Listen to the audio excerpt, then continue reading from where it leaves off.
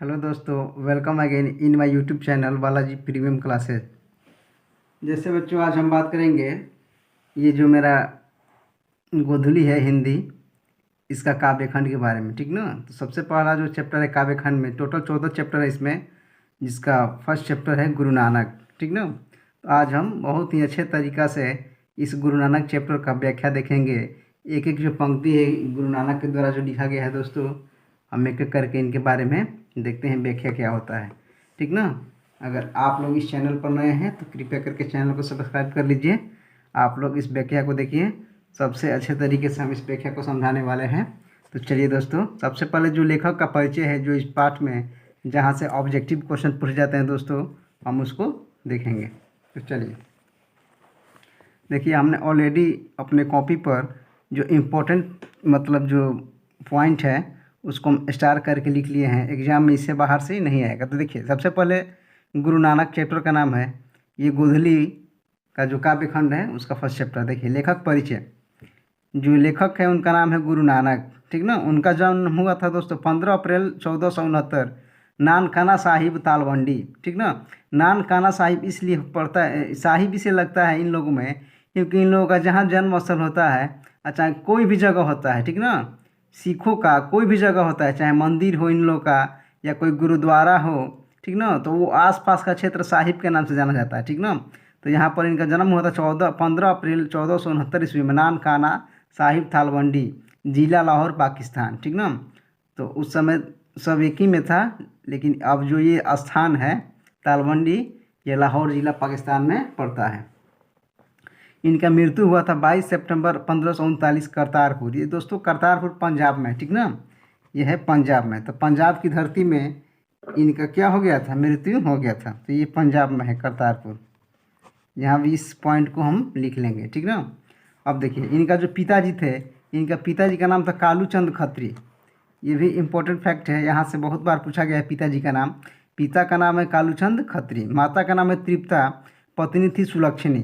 यही बार बार पूछता है। देखिए, एक तो इम्पोर्टेंट है यहाँ पर जन्म 1469, नानकाना साहिब तालवंडी। उसके बाद मृत्यु याद रखना दोस्तों 1539, छोटा डेट के साथ भी। ठीक ना। नहीं तो बहुत बार एग्जाम में क्या होता है कि 1539 करके चारों ऑप्शन दे देगा, बस छोटा डेट चेंज करेगा। ऑप्शन में चारों ऑप्शन में ABCD करके 1539 रहेगा, लेकिन छोटा डेट चेंज कर देगा। इसलिए दोस्तों आप लोगों को छोटा डेट भी याद करना पड़ेगा। तो पिता कालूचंद खत्री, माता तृप्ता, पति सुलक्षणी। देखिए, इनकी जो प्रमुख रचनाएं हैं दोस्तों, जो बार बार बिहार बोर्ड के द्वारा परीक्षा में रिपीटेड होते हैं, जपू जी। प्रमुख रचनाएं जपू जी, आशा दीवार, रहीरास, सोहिला। ठीक ना। तो ये सबसे ज़्यादा इंपॉर्टेंट है इसमें जपू जी, रहीरास। इससे चारों इंपॉर्टेंट है, आप लोग को सब याद करना पड़ेगा। ठीक ना। तो देख लेना, ये सब आप लोग कॉपी पेन निकाल कर इस चीज़ को जैसे हमने लिखा है उस तरह से नोट्स बना लीजिए, ताकि एग्जाम में जब जाएँ आप लोग तो इसको अच्छे से पढ़ कर जाएँ। देखिए, भाषा जो इनका था गुरु नानक का, वो पंजाबी मिश्रित ब्रज भाषा। ठीक ना। इनका यही भाषा था, पंजाबी थे और पंजाबी मिश्रित क्या लिखते थे, ब्रज भाषा में इनकी सब कविता थी। उसके बाद देखिए दोस्तों, जो इनकी रचनाओं संग्रह, इनकी रचनाओं का संग्रह सिखों के 5वें गुरु अर्जुन देव ने सन 1604 ईस्वी में किया, जो गुरु ग्रंथ साहिब के नाम से प्रसिद्ध है। तो ये पूछेगा, इनकी रचनाओं का संग्रह कौन से गुरु ने किया था, सिखों के कौवे गुरु ने किए थे। तो सिखों के 5वें गुरु, उनका नाम था गुरु अर्जुन देव। कितने ईस्वी में? तो सन 1604 ईस्वी में। ये आप लोग इम्पोर्टेंट फैक्ट है, इसको लिख लीजिएगा। जो गुरु ग्रंथ साहिब के नाम से प्रसिद्ध है। अभी अभी हम आप लोग को बताएं शुरू में कि इन लोग का जो भी काम होता है, या ग्रंथ लिखेंगे, या कहीं पर गुरुद्वारा बनेगा, या जहाँ पर जन्म होगा या मृत्यु होगा, वो आसपास का क्षेत्र साहिब के नाम से प्रसिद्ध हो जाता है। ठीक ना। तो चलिए देखिए, सबसे पहले का इसमें है दोस्तों, हम अब सीधे यहाँ से बस जो इस चैप्टर का इम्पोर्टेंट फैक्ट है बस। देखिए, जो इनका जो 1539 में दोस्तों ये जो मृत्यु हुआ था, तो एक वचन बोलते थे, वाहे गुरु। ठीक ना। जब 22 सितंबर 1539 में इनकी मृत्यु हुआ था, तो वाहे गुरु करके अपने प्राण को क्या कर दिए थे, त्याग दिए थे। ठीक ना। तो चलिए अब आएंगे हम, यहाँ से जो इम्पोर्टेंट था वो हम क्या कर दिए, आप लोग को बता दिए। देखिए दोस्तों, अब आ रहे हैं हम व्याख्या पर। किस पर? व्याख्या पर। पहल का पद है इनका, राम नाम बिनु बिरथे जग जन्मा। ठीक, राम नाम बिनु बिरथे जग जन्मा, ये इनका पहल का पद है। और दूसरा है, जो नर दुख में दुख नहीं माना। ठीक। तो आज हम बात करेंगे केवल इस पहले पर कि राम नाम बिनु बिरथे जग जन्मा। देखिए दोस्तों, इसका जो पद है, इसका जो है राम नाम बिनु बिरथे जग जन्मा, इसका मतलब हुआ कि राम नाम बिनु बिरथे जग जन्मा, कि राम नाम के बिना, राम नाम के बिना इस जगत में या इस संसार में जन्म लेना ही क्या है, व्यर्थ है। कहने का मतलब है, इस पंक्ति का मतलब है कि राम नाम बिनु बिरथे जग जन्मा, यानी कि राम नाम के बिना, गुरु नानक कहते हैं कि राम नाम के बिना इस जगत में, इस संसार में जन्म लेना क्या है, व्यर्थ है। अगर आपको इस संसार में जन्म लेना है तो आपको राम नाम की भक्ति करनी ही पड़ेगी। तो चलिए दोस्तों, एक एक करके हम व्याख्या को देखेंगे।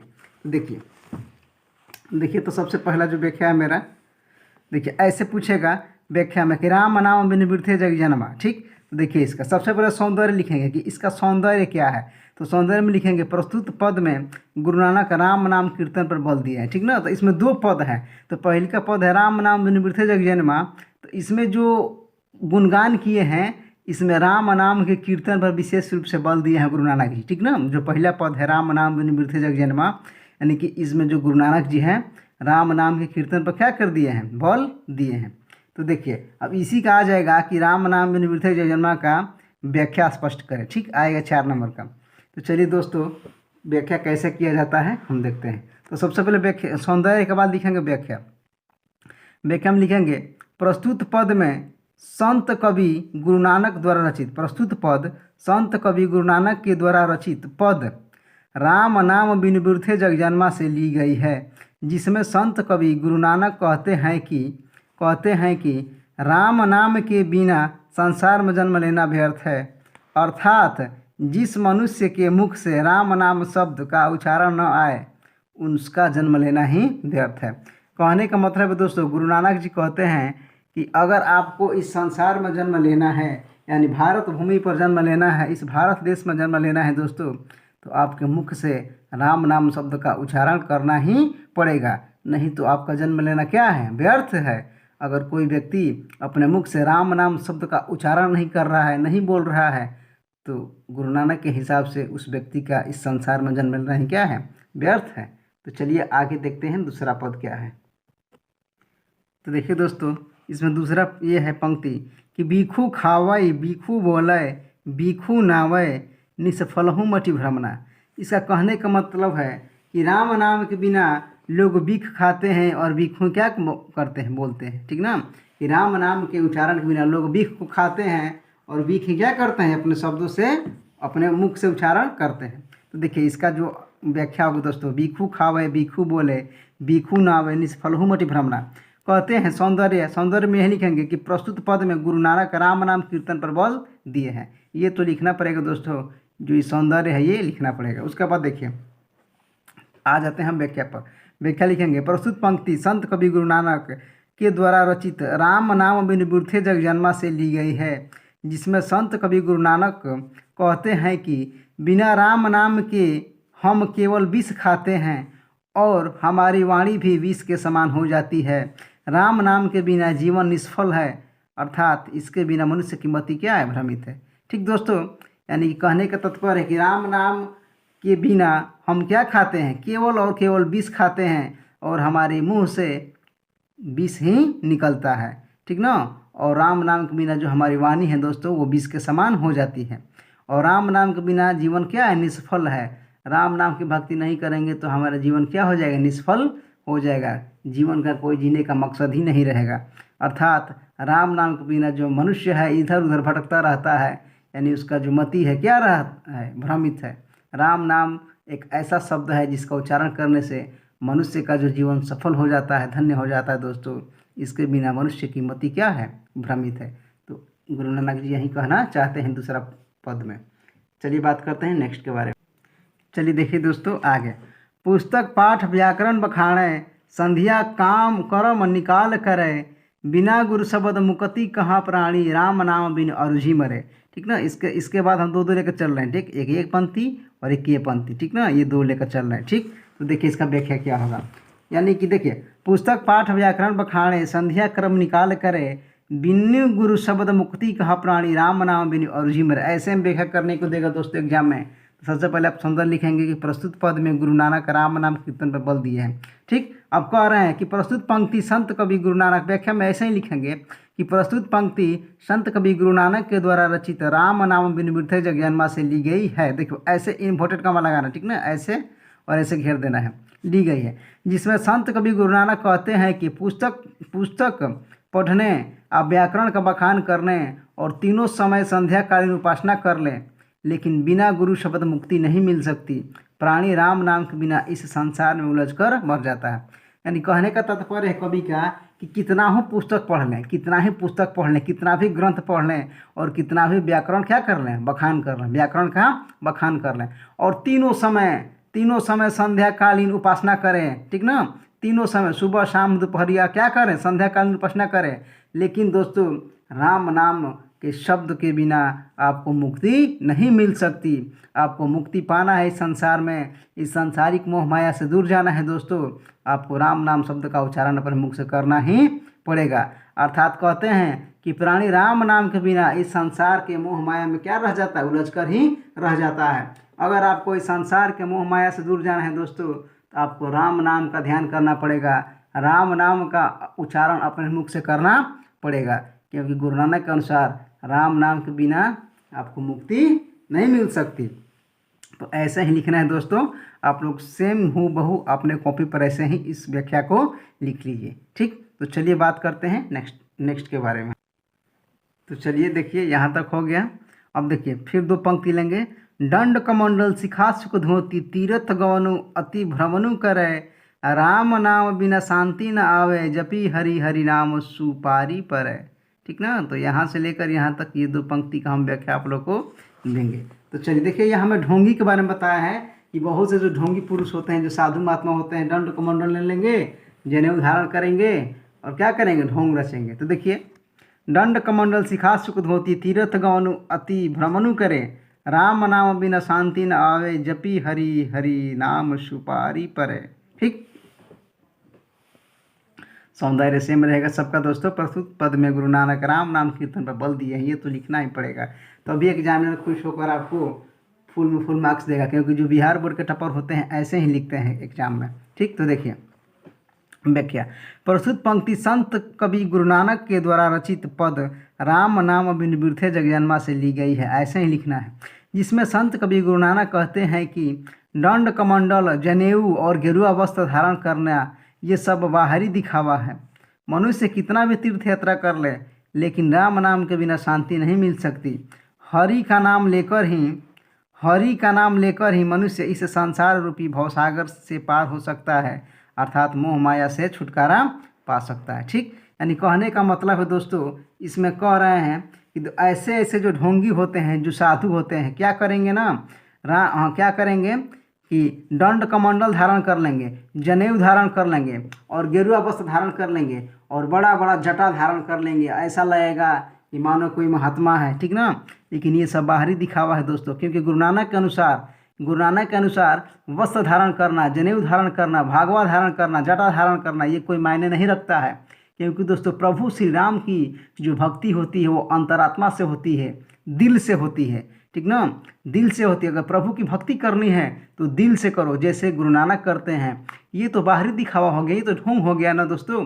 ठीक, तो इसी ढोंग का जो कवि गुरु नानक है इस कविता में विरोध किए हैं कि जो भी ढोंगी लोग हैं, जो दंड कमंडल गेरुआ वस्त्र धारण करते हैं, चर्म धारण करते हैं, मृग चर्म धारण करते हैं, ये सब बाहरी दिखावा है, बाहरी ढोंग है।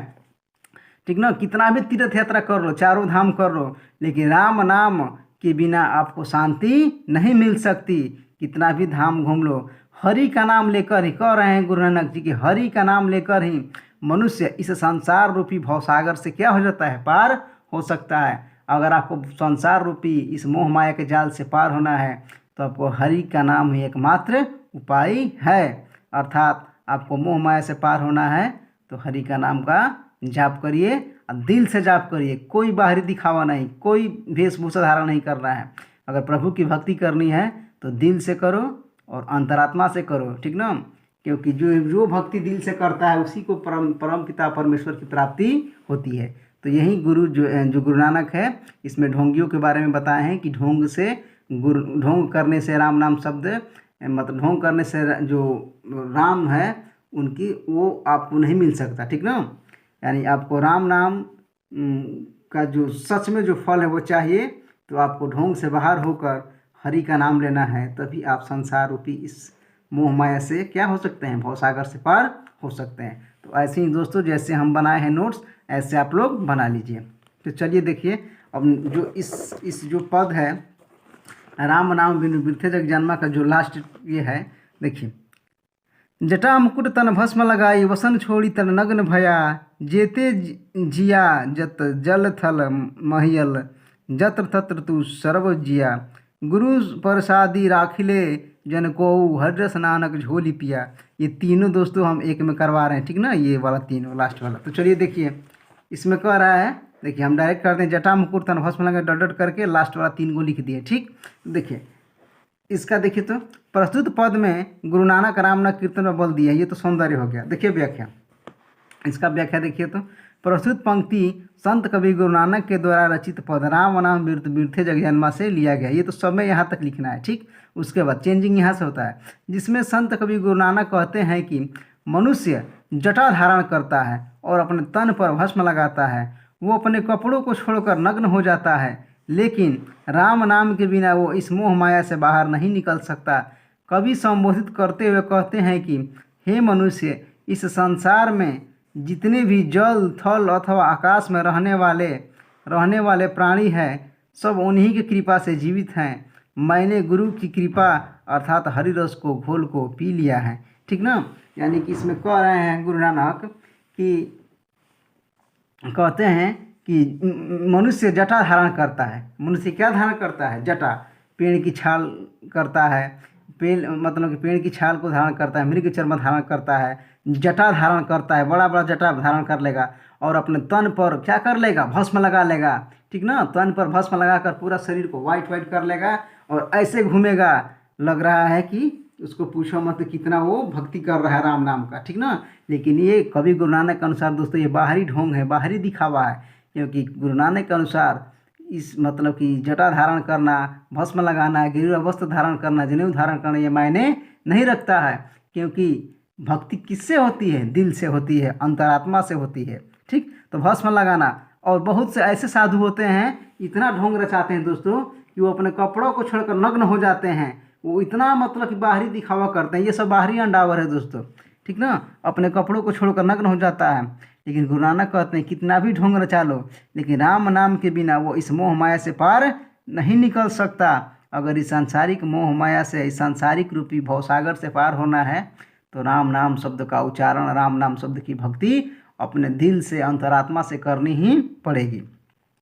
कवि मानव को फिर संबोधित करते हुए कहते हैं कि हे मनुष्य, इस संसार में जितने भी थल जल अथवा आकाश में रहने वाले प्राणी हैं, यानी जो जल के जितने भी पशु, जल में जितने जो रहने वाले प्राणी हैं, जो थल पर रहते हैं, ज़मीन पर रहते हैं, और जो आकाश में रहने वाले जितने भी प्राणी हैं, पशु पक्षी हैं, ठीक ना, उन्हीं की कृपा से जीवित है, यानी राम के ही कृपा से जीवित है। मैंने गुरु की कृपा, कह रहे हैं गुरु नानक, मैंने गुरु की कृपा को पा लिया है, यानी कि जो राम नाम का उच्चारण मैंने इतना बार कर लिया है कि हमें गुरु का, यानी हमें राम की कृपा हमें क्या हो गई है? प्राप्त हो गई है, अर्थात हमने हरि रस को घोल के पी लिया है, ठीक ना, और हरि में ही लीन हो गए हैं, ठीक ना। तो ये दोस्तों इसका पूरा उच्चारण खत्म हो गया। इस पंक्ति का व्याख्या आप लोग ऐसा ही सेम टू सेम जैसे हमने लिखा है वैसे आप लोग लिख लीजिएगा। तो चलिए, अभी तक अगर आप लोग को सच में वीडियो समझ में आ गया होगा, सच में व्याख्या क्लियर हो गया है दोस्तों, तो मिलते हैं नेक्स्ट वीडियो में। और उसके बाद हम ये वाला कराएंगे कि जो नर दुख में दुख नहीं माने, उसके बाद इस चैप्टर का प्रश्न उत्तर भी करवाने वाले हैं दोस्तों। वीडियो अच्छा लगा हो तो शेयर कीजिए, लाइक कीजिए, कमेंट कीजिए और चैनल को सब्सक्राइब कीजिए। धन्यवाद।